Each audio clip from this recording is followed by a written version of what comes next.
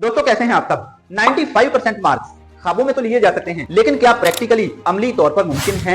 आज की वीडियो में हम यही डिस्कस करेंगे। और क्या हम हर वो टॉपिक जो पढ़ते हैं याद भी रख सकते हैं? अच्छे तरीके से याद कैसे रखा जा सकता है?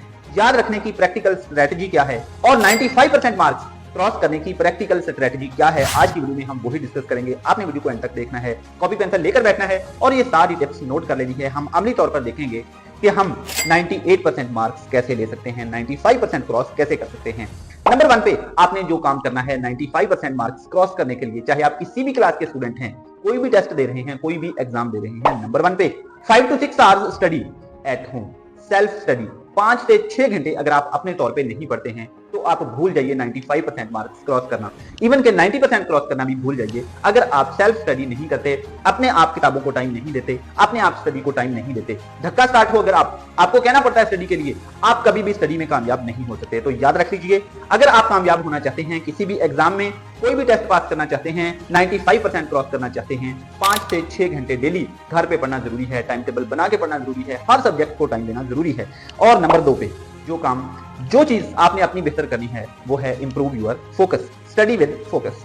अब ये आप कैसे कर सकते हैं? इसके लिए मुख्तलिफ मेथड हैं। 2-4 आम जो हैं वो मैं आपके साथ डिस्कस कर लेता हूं। जैसे कि आप फोकस से पढ़ने के लिए सबसे पहले तो ये करें कि अपनी स्टडी स्पेस जो है उसको ऑर्गेनाइज्ड रखें।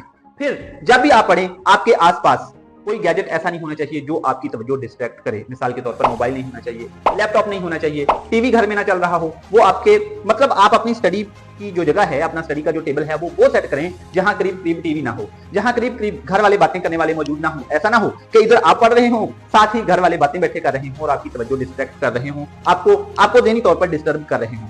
इसलिए स्टडी विद फोकस ये बहुत जरूरी चीज है। अगर आप फोकस के साथ नहीं पढ़ते हैं, याद रख लीजिए, फोकस के साथ पढ़ा हुआ 1 घंटा बगैर फोकस के पढ़े हुए कई घंटों के बराबर होता है। इसलिए आपने फोकस को इंप्रूव करना है। जब पढ़ रहे हो ऐसा ना हो कि आपका माइंड कहीं और है, पूरे का पूरा माइंड, पूरी की पूरी आपकी तवज्जो जो है वो पढ़ाई में होनी चाहिए। फिर ही आप अच्छे तरीके से काम समझ पाओगे, कॉन्सेप्ट समझ पाओगे और अच्छे तरीके से काम तैयार कर पाओगे। नंबर 3 पे जो काम आपने करना है, very very very important, discuss about the past papers. आप मैट्रिक का इम्तिहान दे रहे हैं या फिर कोई भी बोर्ड एग्जाम दे रहे हैं, पास्ट पेपर्स को स्टडी लाजमी करें, पास्ट पेपर्स को डिस्कस लाजमी करें। सिर्फ स्टडी ही नहीं, दोस्तों के साथ डिस्कस, सीनियर्स के साथ, टीचर्स के साथ उनको डिस्कस लाजमी करें।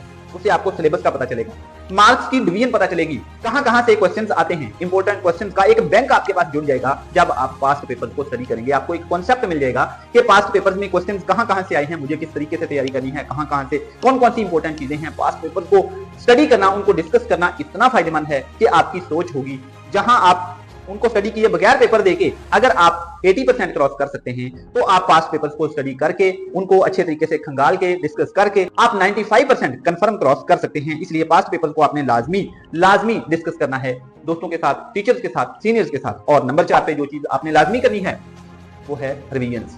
अब रिवीजन्स के बारे में मुख्तलिफ राय है। कोई कहता है 2 बार होनी चाहिए, कोई कहता है 4 बार होनी चाहिए, कोई कहता है कितनी बार, कोई कहता है कितनी बार और कैसे। रिवीजन के बारे में याद रख लें, नोट फरमा लें। रिवीजन आपकी कम से कम 4 से 5 बार लाजमी, जो आपने अपने तौर पे की हो वो लाजमी होनी चाहिए। एक चैप्टर आपकी नजरों से, आपके हाथों से 4-4, 5-5 दफा गुजरा हुआ होना चाहिए और एक सवाल जो है वो कई बार आपके हाथों से गुजरा हुआ होना चाहिए। और याद रखिए, रिवीजन जो है उनको स्किप करने का आपने भूल कर भी ये गलती नहीं करनी। रिवीजन आपकी तैयारी को हरा भरा रखती हैं, रिवीजन से आपके कॉन्सेप्ट क्लियर होते हैं, रिवीजन से आपकी तैयारी स्ट्रांग होती है, आपको अपने ऊपर कॉन्फिडेंस आता है। रिवीजन चाहे आप किसी को टेस्ट देकर कर लें, किसी सीनियर को टेस्ट दे लें, टीचर को टेस्ट दे लें, कोई एकेडमी ज्वाइन कर लें, रिवीजन को आपने किसी भी सूरत में करना ही करना है। और अगर आप किसी को टेस्ट देकर रिवीजन कर रहे हैं तो उसके साथ साथ 2 रिवीजन आप अपने तौर पर भी करें। खुद भी आप जो है ना बुक्स में से, चैप्टर में से बार बार गुजरें, कम से कम 2-3 बार खुद भी लाजमी गुजरें। रिवीजन को आपने कभी भी स्किप नहीं करना है। और नंबर 5 बहुत इंपॉर्टेंट चीज, टॉपर बनने के लिए, 95% क्रॉस करने के लिए, एक्टिव लर्निंग। आप जो भी पढ़ें टीचर्स के साथ डिस्कस करें, दोस्तों के साथ डिस्कस करें, ग्रुप डिस्कशन करें, इसी को एक्टिव लर्निंग कहते हैं। जो स्टूडेंट भी किताबी कीड़े ही बने रहते हैं, ना किसी के साथ डिस्कस करते हैं, ना सवाल पूछते हैं, वो हो सकता है नंबर अच्छे ले लें लेकिन वो पढ़ाई में कामयाब नहीं हो सकते। पढ़ाई में कामयाब होना जो है ना वो कुछ और होता है। आपके कॉन्सेप्ट क्लियर हो, आपको पता हो किसी चीज की एप्लीकेशन क्या है, कोई कॉन्सेप्ट जो है वो कहां लागू होता है, आम लाइफ में कहां पे है, तो ये होता है पढ़ाई में कामयाब होना।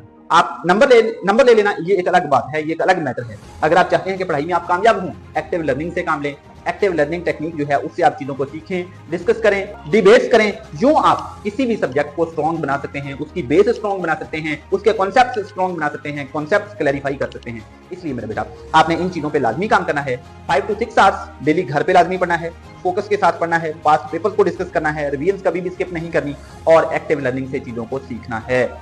इस तरह करके आप 95% क्या मैं कहता हूं 98% भी क्रॉस कर सकते हैं। आप पढ़ने के लिए, टॉपर बनने के लिए, 95% क्रॉस करने के लिए क्या करते हैं? अपनी स्टडी टिप्स कमेंट में जरूर बताइए, हमें बहुत खुशी होगी। और ऐसी ही एजुकेशनल और मोटिवेशनल वीडियोस के लिए भाई के साथ जुड़े रहिए। अगली वीडियो तक के लिए भाई को इजाजत दीजिए। Love you all.